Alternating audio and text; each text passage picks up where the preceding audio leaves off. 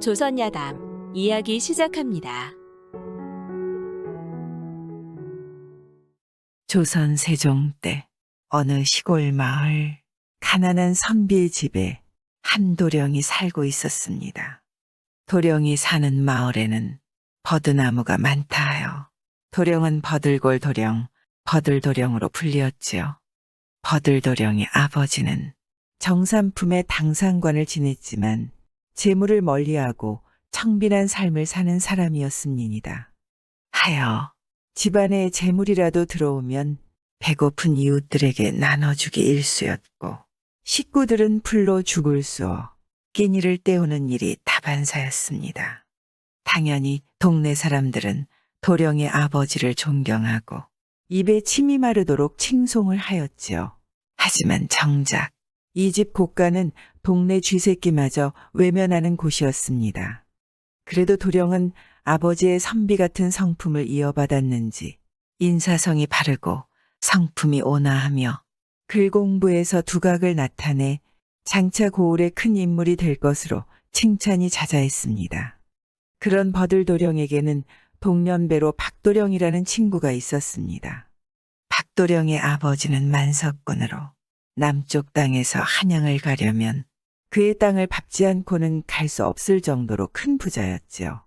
그렇게 형편은 다르지만 버들도령과 박도령은 어릴 적부터 같은 서당에서 동문수학하며 친하게 지냈습니다.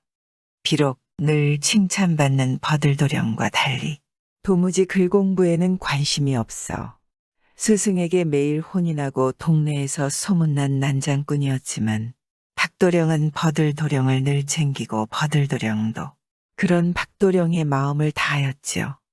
그러다 둘 사이가 벌어진 것은 동네 김초씨의 딸 연인왕자 때문입니다.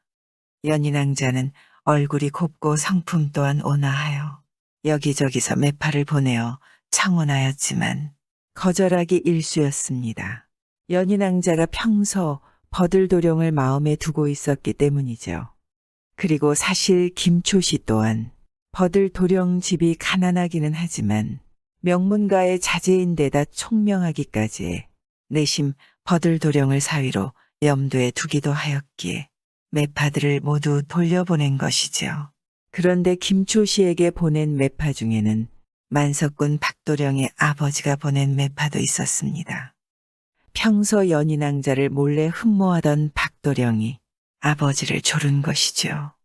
매파가 빈손으로 돌아오자 박도령은 많이 실망하였습니다. 혼사 얘기라면 꺼내지도 말라고 하여 말도 못 붙이고 왔습니다. 아마 따로 마음에 둔 사윗감이 있는 것 같은 눈치라 염치 없지만 그냥 돌아올 수밖에 없었습니다. 사실 박도령은 연인왕자가 이도령을 흠모하는 것을 짐작은 하고 있었지만 매파에게 들으니 이때부터 괜시리 버들도령이 밉기만 하였습니다. 스승에게 인정받고 동네 사람들에게 칭찬받는 것도 모자라 이제는 연인왕자마저 모두들 버들도령만 좋아하는 것 같아 못마땅하기만 하였습니다. 그래서 이웃 마을의 용한 무당을 찾아 연인왕자와 이도령 사이를 갈라놓고 자기와 연분을 맺게 해달라고 부탁합니다. 일만 잘 되면 내 남부럽지 않게 살해를 하지. 무당은 돈에 눈이 멀어 갖은 사수를 부려보았으나 모두 허사였습니다. 이에 박도령은 더욱더 버들도령이 밉게만 느껴졌습니다. 그리고 얼마 후 버들도령은 과거를 보러 한양으로 떠날 결심을 하고 연인왕자를 찾아왔습니다. 도령의 손에는 지팡이만한 팽나무 작대기가 들려 있었지요. 그리고 팽나무 작대기를 땅에 꽂으며 연인왕자, 이 지팡이가 자라나면 내가 과거에 급제한 것으로 알고 기다려주시오. 그때 되돌아와 낭자와 백년의로를 약속하겠소. 도령님, 부디 건강히 다녀오십시오. 하며 연인왕자는 자신의 이름을 수놓은 손수건을 정표로 줍니다. 이 광경을 멀리서 목격하던 박도령은 화가 나 버들도령을 죽일 결심을 합니다.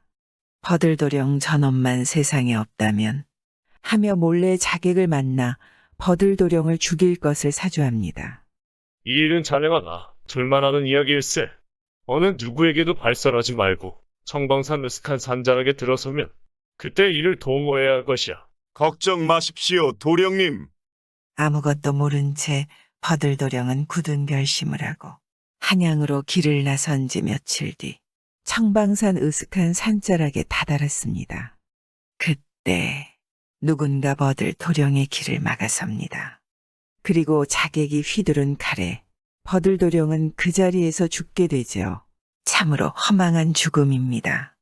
이런 사실을 모르는 연인왕자는 매일 지팡이에 물을 주고 가꾸면서 천지신명님, 저희 도령님 과거급제하여 무탈이 돌아오시길 비나이다.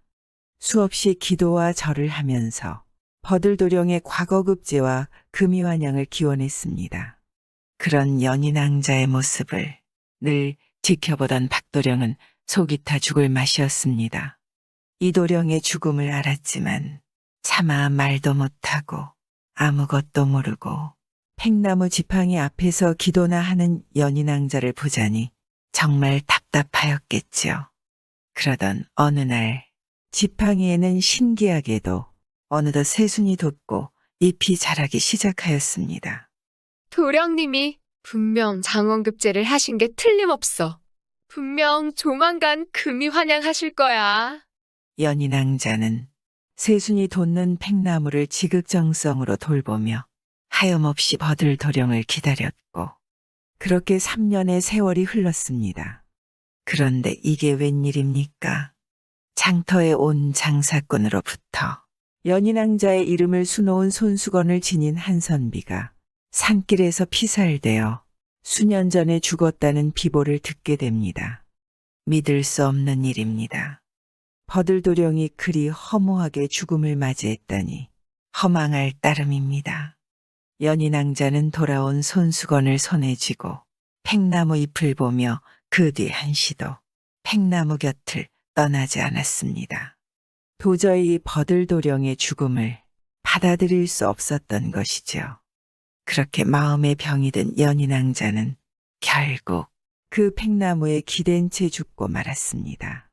그리곤 그 자리에 또 한 그루의 팽나무가 자라났습니다. 두 나무는 서로부터 마침내 한 그루로 된 쌍나무가 되었습니다. 연인왕자가 죽음을 맞이한 이후로 마을에는 3년을 계속해서 불이 수없이 나고 가뭄과 홍수와 병마가 온 동네를 휩쓸고 재앙이 끊이지 않았습니다. 살인을 사주한 박도령도 결국은 미쳐서 악강물에 뛰어들어 죽었습니다. 그 집안도 몰락하여 뿔뿔이 흩어지고 말았죠. 재앙이 거듭되자 마을 원로들은 연인왕자의 노여